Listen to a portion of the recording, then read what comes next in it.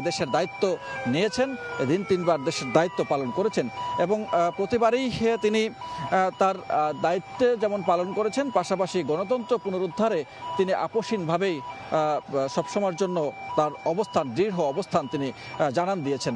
এবং 2008 সালে যখন তৎকালীন সেনাশাসিত তত্ত্বাবধায়ক সরকারের নেতৃত্বে মঈনুদ্দিন ফখরুদ্দিনের সরকারের আমলে তখনও আমরা দেখেছি যে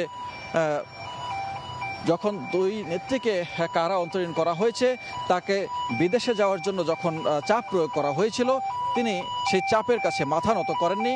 তিনি সেই চাপের কাছে মাথা নত না করে তিনি তার অবস্থান নিয়েছিলেন বাংলাদেশেই থাকবেন, তিনি কোনোভাবেই বিদেশে তিনি যাবেন না।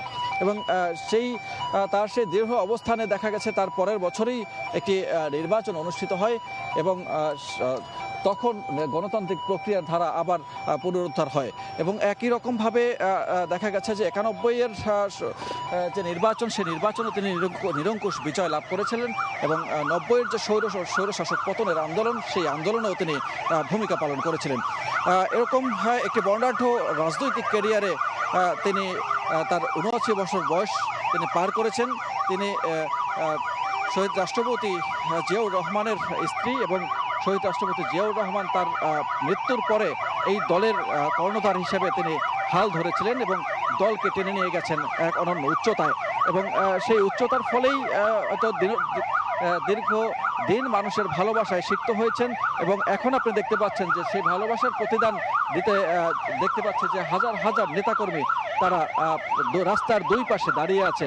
এই মুহূর্তে দেখতে পাচ্ছি যে সেই সমর্থন আরও বেশি বেগবান করার জন্য বেগম জিয়ার অবস্থান, বেগম জিয়ার আজকের সেই প্রত্যাবর্তন, সেটি আসলেই একটি অন্যরকম ভালো লাগা তৈরি করছে।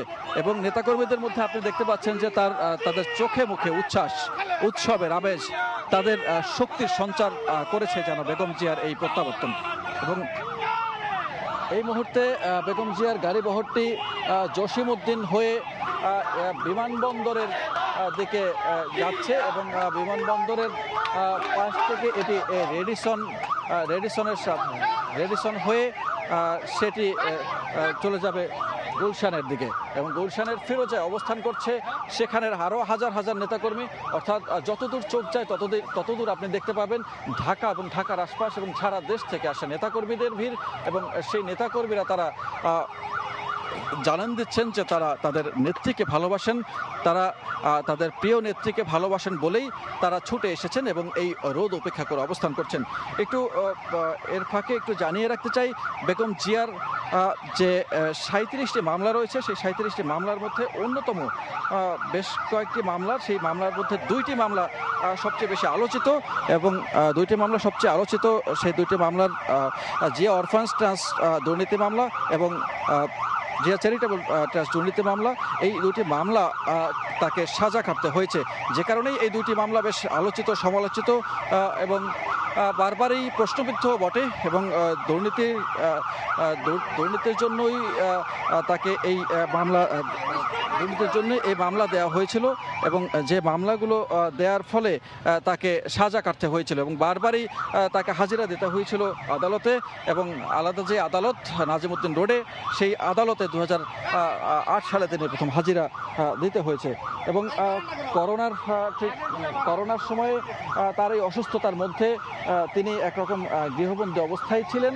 তাকে হাসপাতাল থেকে, তাকে কারাগার থেকে সেখানে তৎকালীন সরকার অনুমোদন দেয় যে তাকে বাসায় রাখা হোক এবং তিনি বাসায় রেখেই একরকম গৃহবন্দী অবস্থায় জীবনযাপন করছিলেন দীর্ঘদিন।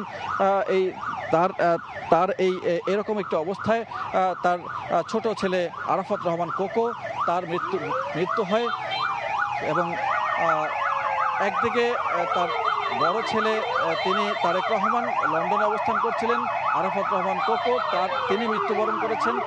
এক নিদারুণ কষ্টের মধ্যেই দিন যাপন করেছেন বেগম জিয়া এবং দীর্ঘদিন, একদিন দুই দিন নয়, বছরের পর বছর তার সেই পরিবার পরিজনকে বিচ্ছিন্ন করে রাখা এবং দলের নেতাকর্মীদের কাছ থেকে বিচ্ছিন্ন করে রাখার মতো ঘটনা ঘটেছে।